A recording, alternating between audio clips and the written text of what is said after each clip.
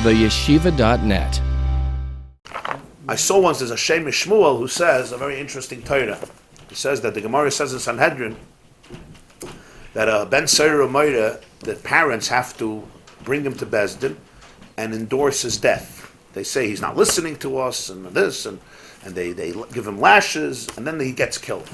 So the Gemarah says that Ben Sorer Umoreh lo haya v'lo yiyeh. It never happened. It's never going to happen. It's never going to happen. One of the reasons is because the parents have to agree. They also have to have the same voice. It's very hard for it to happen. It's impossible, really.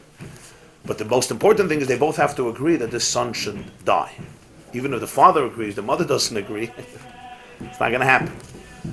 And it says that even the last moment, if the father or the mother are moichel him, they forgive him, it's over. The einish is over. If any one of them forgives him, it's done. Even the last second, they say, "We're moichel." Done. You can't kill him. So the Shem Yishmael asks, this is, it doesn't understand. Why do we punish a Ben Sorer Umoreh? We punish a Ben Sorer Umoreh not for what he did to his parents. What did he do? He stole money. He ate meat like a glutton. He drank wine like a glutton. And he didn't listen to his father and mother. No, you don't get killed for that.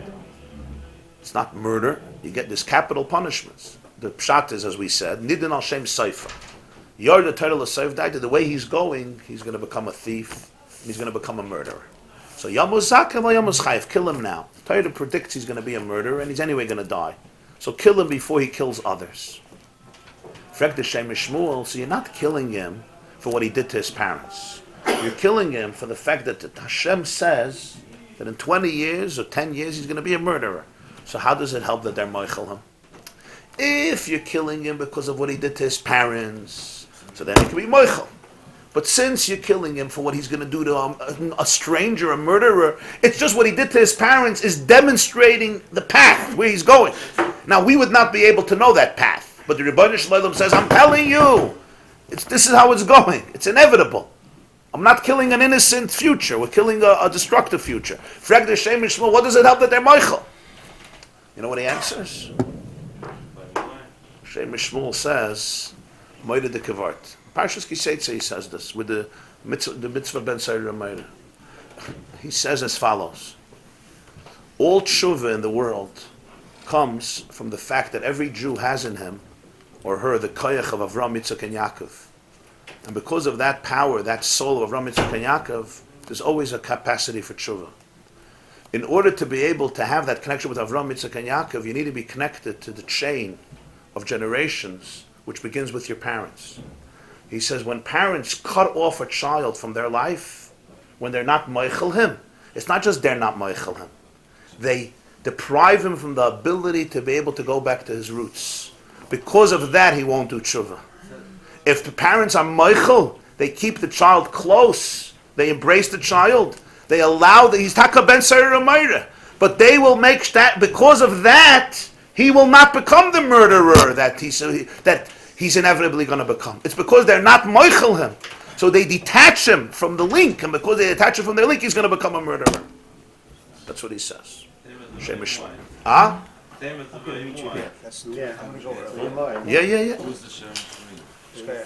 Shem Yishmael was the Sachat Shavar Rebbe. His name was Reb Shmuel Borenstein. Borenstein, he was the son of the Avnei Nezer, Reb Avram Borenstein, who was the son-in-law of the Kotzker Rebbe. So he authored a sefer called Shem Yishmael. That's what he says. No, according to this, there's a difference between Yishmael and the Ben Sorer Umoreh. Because the Ben Sorer Umoreh, Avram Avinu was Michael Yishmael. It says in Pirkei Rebbe Lezer that Avram Avinu went to visit Yishmael. There's a whole medrash that he went to visit him, and he wasn't home. His wife was home. Her name was Patima. In Islam today, there's Patima is a very important name. Yishmael married a girl named Patima, and he wasn't home. But she hosted him, and she was very, very hospitable to him, and it made Avram feel very good. He said that he sees that his son retained the traditions of his father. And Rashi says that Yishmael did Shuvah at the end. Vayikbru oisa Yitzchak v'Yishmael. Yishmael even let Yitzchak at the Levaya before him, even though he was older, because Yishmael did Shuvah. So not only was Avram Meichel him, Avram was Makarev him. So Mela, the whole Ben Sorer Umoreh doesn't apply. Ben Sorer Umoreh means they're not Meichelim. They're throwing him away. Of course he won't do tshuva. For his benefit, Yom Zakrav, Yom Chayev. It's not like Yishmael. Basher Husham. So you take a look Basher Husham. But here there's a bright future and potential.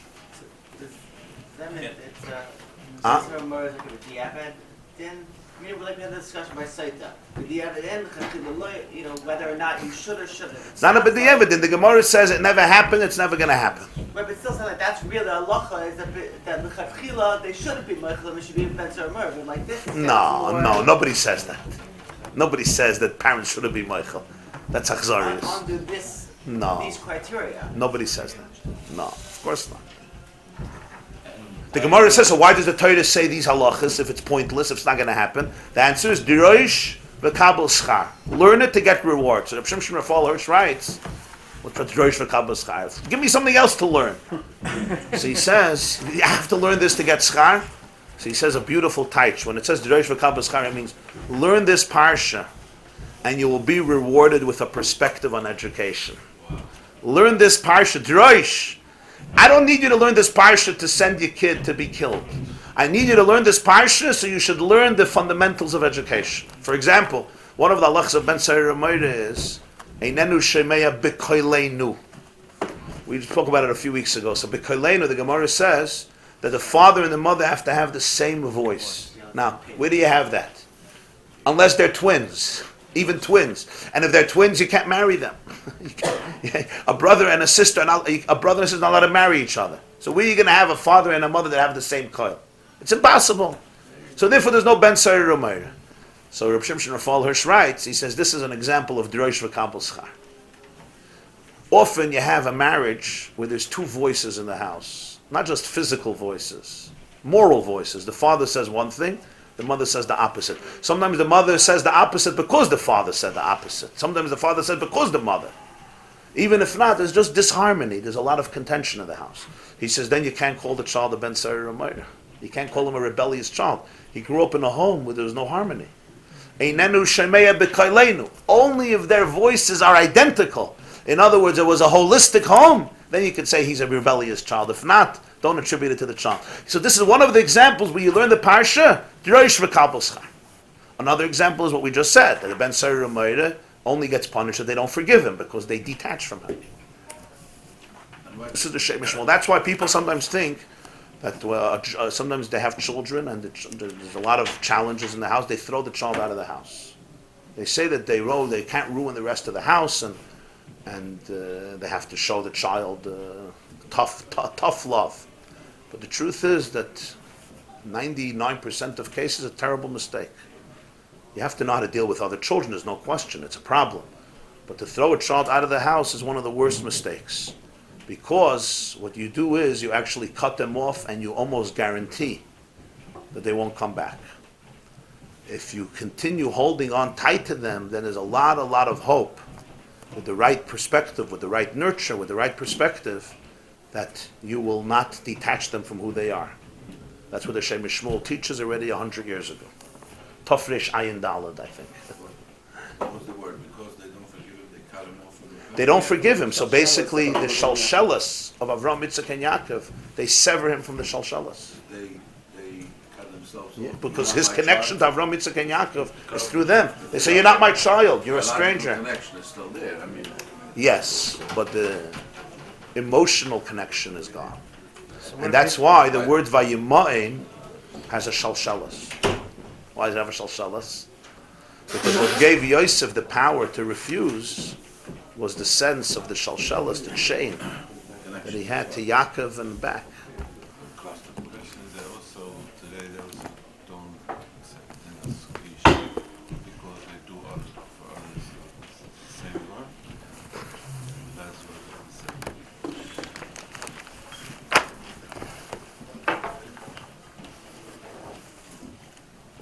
I don't think it's mamash the same. I mean, a yeshiva has to obviously, figure out, first of all, what's best for this child, and also how it's going to affect other children.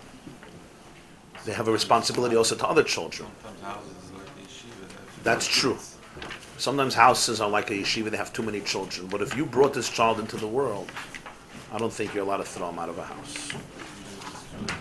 The way is you have to make a meeting with all the other children, and you have to put them all, you have to, not on notice, you have to turn them all into shluchim for this child. You have to empower them. That this child, let's say Chalila, a child has cancer, chas v'shalom, or a child has another disease, or a child can't walk, or there's special children, yeah? All the children have to suffer. They could suffer sometimes. And it's a very challenging situation, there's no question. But what parents have to do is they have to mobilize all the children to say, we're in this together. And you who have been blessed, you're going to help us. We're going to be a team to help this person. Children are very, very smart. And children are very, very perceptive. The problem is we lie, we cover up. When you explain to children what's going on, you have a child who suffered from trauma, let's say abuse. A lot of these kids suffered abuse or molestation. And you have to explain to these children that this kid is going through a very, very, very hard time. And therefore his diet is going to be different.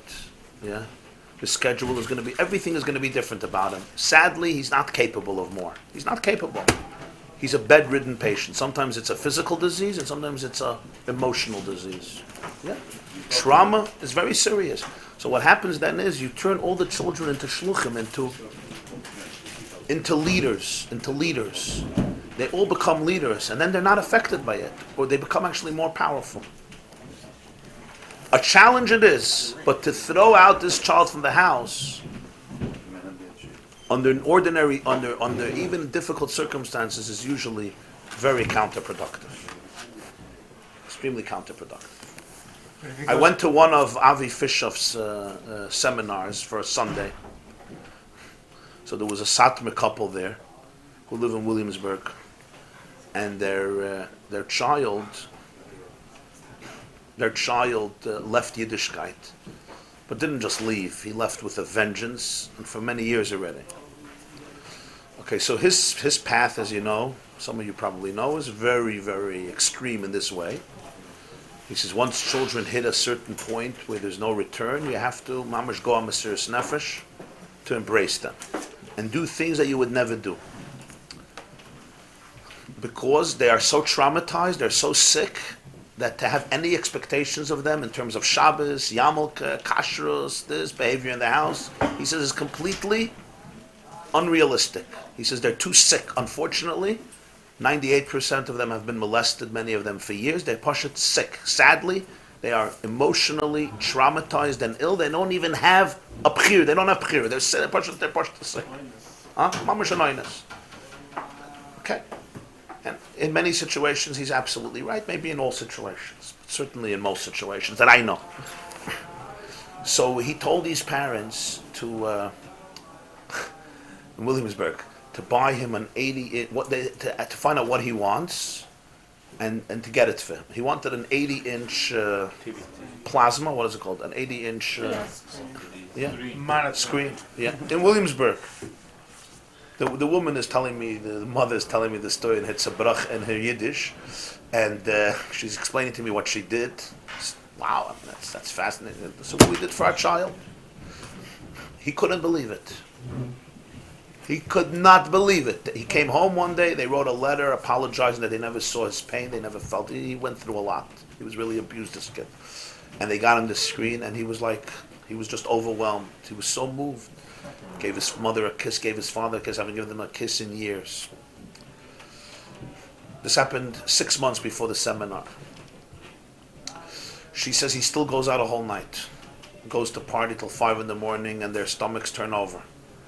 But every single night before he leaves, 11 o'clock, 10 o'clock, she bakes cookies. Every day she bakes fresh cookies. She gives him the cookies in aluminum foil or a plastic bag. She says, here, you'll have some good cookies for you and your friends. And her husband goes to the door, gives him a hug and says, listen, my cell phone is open. Any point in the night you need something, you need a lift for you or your friends, you call me. She says they have a next door neighbor. Same thing. He also leaves. They actually hang out together. And he leaves every night, and the parents scream. They scream at him. His father screams at him and hollers at him. He says almost every night he turns around, he picks up one of his fingers to his father, and he uses two words that I shouldn't repeat, even not on video, certainly on video. Every night. Every single night, it's like the same thing. Lifts up his finger, says two words to his father curses him out, mother cries, runs to the kitchen. Their neighbor. And so she tells me, and she says now it's 6 months later, and he now comes to every single Shabbos meal. Every single Shabbos he comes to the meal, and he started to keep Shabbos. And recently he started to put on tefillah. So here you have one extreme, and you have another extreme. That's what the Shem Yishmael says. If parents can't forgive a child for all the pain that the child caused them, they're ultimately guaranteeing that the pain will continue forever. Paradoxically, by not letting go of the pain, we guarantee its eternity. By letting go and forgiving the child and understanding that he also went through some hard times, maybe even worse than the parents, we let the child actually be reunited with the parents. It's a very powerful observation because it's counterintuitive. You see, what do you mean? He's a lowlife what this kid did. He embarrassed the whole mishpacha. He destroyed our reputation. He destroyed the shidduchim of all of his sisters. He destroyed. What do you mean be moichelim? How can I be moichelim? I have 11 kids who are destroyed because of him. How can I be moichelim? Fakert. You're being righteous. He's an oiche yisol. He's a pashe yisol. He eats chazer barabim. Yom Kippur, he smokes in front of the shul and a gate with shiksas. What do you mean I should be moichelim? How can I be moichelim? So we hold on to that. Of course, we always say it's because of God. It's not personal. Okay, that's what we all do. But what you're doing is actually you're making sure that he'll never do tshuva. He can't. Because the emotional pain distances you from him. On the other hand, if you could be moichel, what's pshat moichel? What's pshat moichel? Moichel means that you can accept, you can understand that people are on journeys, and sometimes it's difficult, it's complicated. And what if this kid was molested? It's really not his fault. Molestation plays with the brain. It destroys you. Some people sitting in this room know what I'm talking about. It destroys the brain forever. I don't know forever, but for years and decades you have to deal with it. So it's the kid's fault. People go to addiction because they have to numb the pain. So it causes pain to parents, but I have to be able to appreciate, to embrace the bigger picture. And then I get rid of the negative energy. I let go of this emotional distance that I created between me and my child. And paradoxically, my child can actually, because I tolerate him, he can actually change, he can actually grow. The word mechila, the Maharal says, comes from the word machal, which means a dance, a circle. By being moichel, you bring him back into the machal, into the dance of Knesset Yisrael. Asla Kadosh Baruch Hu lasas machal et tzaddikim. You bring him back into the circle. You throw him out. There's no mechila. He's not part of the machal anymore. You make sure he stays out of the circle.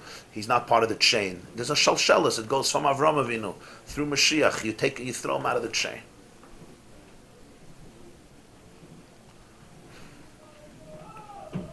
Maskim Rabbi Isaac. This with dedication also, not only with the Yiddish guy. Everything.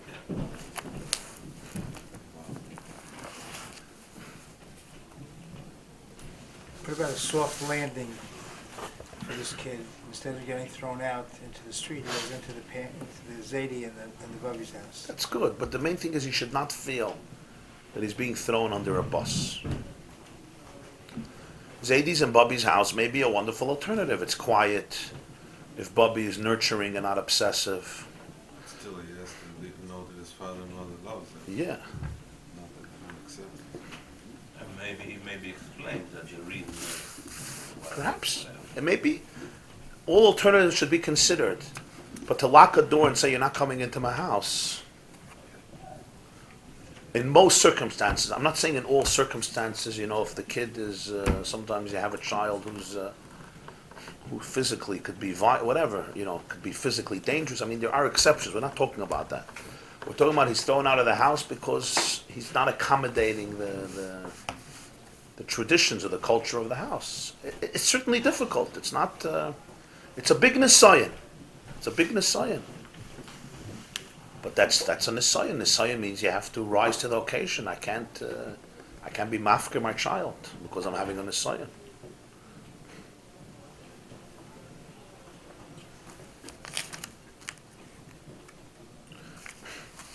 There was a suicide recently in Yerushalayim, a kid. So Avi Fisher told me there was a little background behind it. His brother had a bar mitzvah that night. And he came to the bar mitzvah dressed like a cowboy. Cowboy hat, torn jeans, exposed in some areas, a new tattoo, whatever he had. I mean, he was dressed for the occasion perfectly. So the real Yerushalayim family, Echt Yerushalayim, walks into the bar mitzvah. They look at him. His father and his brothers go over to him and say, "Don't embarrass us here. You get out. You go dress like a mensch. You get rid of all your mishigasin and come back. You can come to the bar mitzvah." He went home and he killed himself.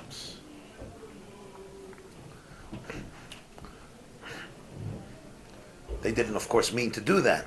They were horribly embarrassed, I'm not judging them, but it was like he had no place in the world anymore. It's very sad, huh? It's probably not the first time that it's happened. Yeah, but the bar mitzvah was like, the straw. Culmination. It was the culmination. It wasn't. It came like that meant that it had ended pain. There was a lot of. He wanted to come to the. He wanted to come to. He probably loved his brother.